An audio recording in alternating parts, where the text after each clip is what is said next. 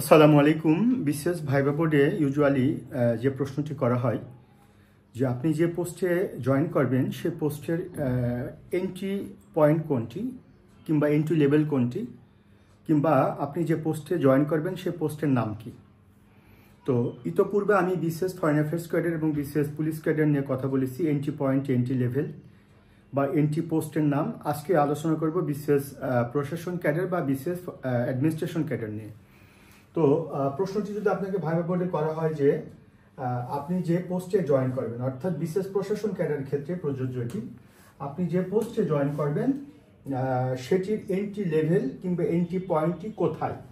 অর্থাৎ প্রশ্নটি যদি করা হয় যে কোথায় আপনার এন্ট্রি পয়েন্ট বা এন্ট্রি লেভেলটি কোথায়, তো আমরা জানি বিশেষ অ্যাডমিনিস্ট্রেশন ক্যাডার বা বিশেষ প্রশাসন ক্যাডারের যারা কর্মকর্তা তাদের এন্ট্রি লেভেল বা এন্ট্রি পয়েন্ট হচ্ছে দুই জায়গায়। একটা হচ্ছে সেন্ট্রাল অ্যাডমিনিস্ট্রেশন বা কেন্দ্রীয় প্রশাসনে, অর্থাৎ যেটিকে আমরা বলি সচিবালয়ে, এবং আরেকটা হচ্ছে লোকাল অ্যাডমিনিস্ট্রেশনে বা স্থানীয় প্রশাসনে বা ফিল্ড অ্যাডমিনিস্ট্রেশনে বা মাঠ প্রশাসনে।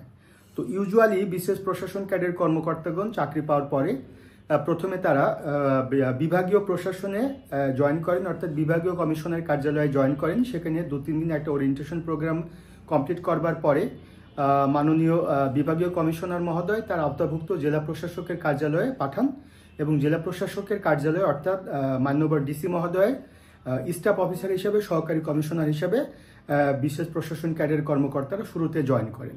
যদিও অনেকে বলে থাকেন এক্সিকিউটিভ ম্যাজিস্ট্রেট এটি হবে কিনা, না, বিশেষ প্রশাসন ক্যাডারের এন্ট্রি লেভেল বা এন্ট্রি পয়েন্ট যেটি বা এন্ট্রি পোস্ট যেটি সেটি কিন্তু অ্যাসিস্ট্যান্ট কমিশনার, এবং তারা সিআরপিসির আওতায় যখন তারা স্পেশাল ক্ষমতা প্রয়োগ করে তখন তাদেরকে এক্সিকিউটিভ ম্যাজিস্ট্রেট বলা হয়। সেটা অ্যানাদার ডিসকাশন। বাট আজকের আলোচনা হচ্ছে বিশেষ প্রশাসন ক্যাডার চাকরি পেলে আপনি যে পোস্টে জয়েন করবেন সে পোস্টের এন্ট্রি লেভেল কোথায় বা এন্ট্রি পয়েন্ট কোথায়। হ্যাঁ, যদি আপনাকে প্রশ্নটি করা হয় যে আপনি যে পোস্টে জয়েন করবেন প্রশাসন ক্যাডার চাকরি পেলে সেটির এন্ট্রি লেভেল বা এন্ট্রি পয়েন্টটি কোথায়, তাহলে এটির আনসার হবে যে স্যার ফিল্ড অ্যাডমিনিস্ট্রেশন বা মাঠ প্রশাসনে। তারপর যদি বলা হয় যে বিশেষ প্রশাসন ক্যাডার চাকরি পেলে আপনাকে যদি কেন্দ্রীয় প্রশাসনে পাঠায় সেক্ষেত্রে আপনার এন্ট্রি পোস্ট কিংবা এন্ট্রি পয়েন্ট বা এন্ট্রি লেভেলটির নাম কি হবে, সেটি হবে স্যার সহকারী সচিব। আর যদি বলা হয় যে আপনাকে বিশেষ প্রশাসন ক্যাডার চাকরি পেলে আপনি যদি ফিল্ড অ্যাডমিনিস্ট্রেশনে বা লোকাল অ্যাডমিনিস্ট্রেশনে যদি জয়েন করেন সেক্ষেত্রে আপনার এন্ট্রি পয়েন্টের নাম কি হবে, এন্ট্রি লেভেলের নাম কি হবে বা এন্ট্রি পোস্টের নাম কি হবে, সেক্ষেত্রে আপনার এন্ট্রি পোস্ট, এন্ট্রি পয়েন্ট এবং এন্ট্রি লেভেলের নাম হবে সহকারী কমিশনার।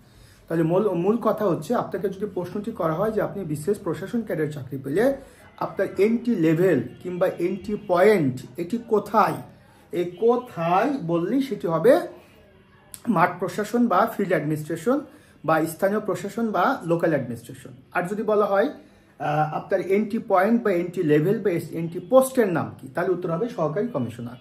আর যদি আপনাকে বলা হয় সেন্ট্রাল অ্যাডমিনিস্ট্রেশনে যদি আপনাকে পাঠানো হয় তাহলে আপনার এন্ট্রি পয়েন্ট, এন্ট্রি লেভেল কিংবা এন্ট্রি পোস্টের নাম কি, তাহলে সেটা হবে সহকারী সচিব।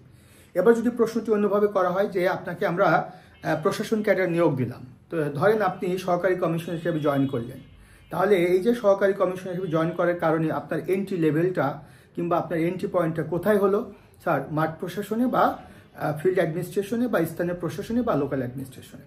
তারপর আপনাকে প্রশ্ন করতে পারি যে ঠিক আছে আপনাকে আমরা সহকারী সচিব হিসাবে নিয়োগ দিলাম, সেক্ষেত্রে আপনার এন্ট্রি পয়েন্ট বা এন্ট্রি লেভেলটি কোথায় হবে, স্যার সেক্ষেত্রে সেটি হবে যে সেন্ট্রাল অ্যাডমিনিস্ট্রেশন বা কেন্দ্রীয় প্রশাসন। তো আশা করি আপনারা বুঝতে পারছেন যে কি জাতীয় প্রশ্ন আপনাদেরকে করা হবে। ইতিমধ্যে ভাইবা বোর্ডে এই জাতীয় প্রশ্ন করা হচ্ছে এবং আপনারা এই প্রশ্নের উত্তরগুলো দেবার ক্ষেত্রে খুব ভালো করে প্রশ্নটি মনোযোগ সহকারে শুনবেন, তারপর উত্তর দিবেন। সবার জন্য শুভকামনা। আসসালামু আলাইকুম।